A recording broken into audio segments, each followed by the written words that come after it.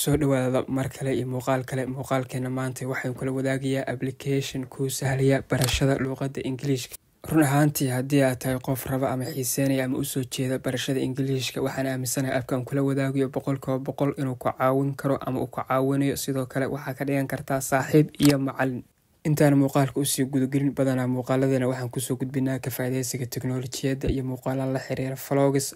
labadaas haddaa ka mid tahay dadka xiiseeya, waxaan rajeynayaa inaad nagu soo biirtid oo ka mid noqotid asxaabteena.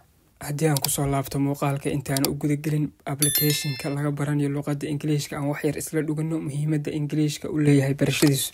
inkastoo dhab ahaan qof kastaa ka dharagsan yahay, haddana ay noqoto inaan wax ka sheegno aan dhaafo weyno. kolley wixii aan ka sheegnana ee laga yaabo inay noqdaan war la qabo xiise ma leh. hase ahaatee haddii aan wax ka xusno, luqadda Ingiriiska waxay ka mid tahay luqadaha ugu ballaaran ee la isticmaalo adduunka, waxaana si weyn looga hadlaa dalal badan.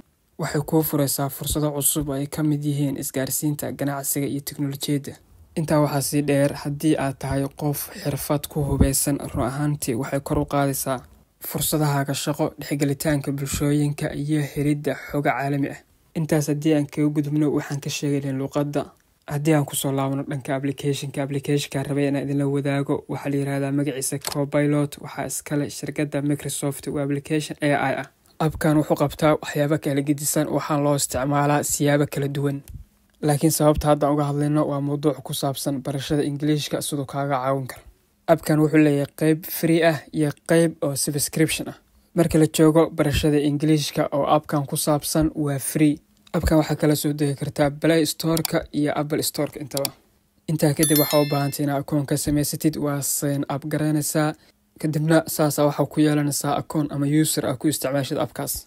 intaana muuqaal qaybihiisa kale u gudbin, waxaan jeclaystay inaan idinla wadaago macluumaad yar oo ku saabsan bangigan. waa bangi online ah. wuxuu ii saamaxayaa ama kuu saamaxayaa inaad meel walba adduunka badankiisa aad akoon bangi ka furatid. hadda saad arki kartaan waxaan leeyahay waxaa isiisaa akoon bangi oo cusub. waxaa iga siinaysaa Canada. marka Canada halka ku qoraya way soo baxaysaa. isla markiiba waxa weeyaan wuxuu ii apply gareynayaa akoon Canadian inaan helo anoo Europe jooga ama UK. sidaas hadda waxaan ku helay akoon bangi oo ka furan Canada oo aan leeyahay anigu. hadda saa arki kartaan akoon Maraykana, akoon Europe, akoon Canada iyo akoon UK abaa leeyahay. adigana inta waa samaysan kartaa. linkiga bangigan waxaan dhigayaa muuqaalka qaybtiisa description-ka. halkaas ayaad ka raaci kartaa oo aad ka heli kartaa. muuqaalkeena markaan usoo laabano saaxiibayaal, appka Copilot markaa la soo degtid, marka koobaad saan uu egyahay. qayb wuxuu leeyahay chat oo qoraal ah kula sheekaysan kartid. saas kale hadda qaybtaas saas wax ugu qorqori kartaa. iyo wuxuu leeyahay qayb oo voice ah oo macnaha caadi aad maaragtay dee ula sheekaysan kartid. qaybtaas marka u baahatidna meeshaas calaamadda aan saaray waa taabanaysaa. automatically wuxuu iskeenayaa halkan. wuxuu usoo muuqanayaa sidan, wuxuuna bilaabayaa markaas in dee sidii qof caadiya uu kula hadlo ama kula sheekaysto, isagoo markaas su-aalo ku weydiinaya, adiguna markaas waxaa rabtaa weydiin kartaa. aniga hadda waxaan bilaabaya inaan la sheekaysto, waxayna ku bilaabanaysaa sida tan. Who am I chatting with today? My name is Yusuf. Nice to meet you, Yusuf. What's on your mind today? I would like to practice my English with you. Great choice, Yusuf. I'm right here for you. Let's get started. What's a topic you're interested in discussing? Before we starting, I see you are using advanced English. Could you please use simple English? Got it. I can keep things simple. Let's go ahead. What would you like to talk about? I would like to share with you what I did today. Sounds good.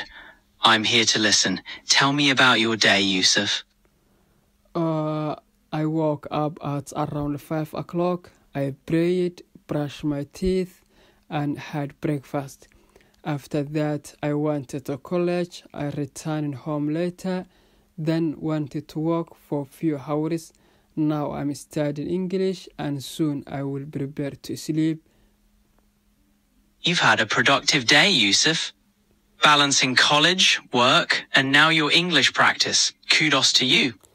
la hadalkaas intaasaan kusoo koobiya. haddii kale muuqaalkaasi dheeraanaya. marka waxaa xusid mudan, haddii uusan jirin mowduuc markaas aad kala munaaqishoonaysid ama aad kala doodaysid, keliya simple ahaan waxa maalinka aragtid inaad qabatid ama aad qabato kale baa la wadaagaysaa si English ahana. kadibna waxaad dhahaysaa jumladaasoo kale ma saxay, kelmadaasoo kale ma saxay. xataa waxaa oran kartaa kelmadaha idiomaska la yiraahdo ibar ama kelmada cusub oo kale ibar.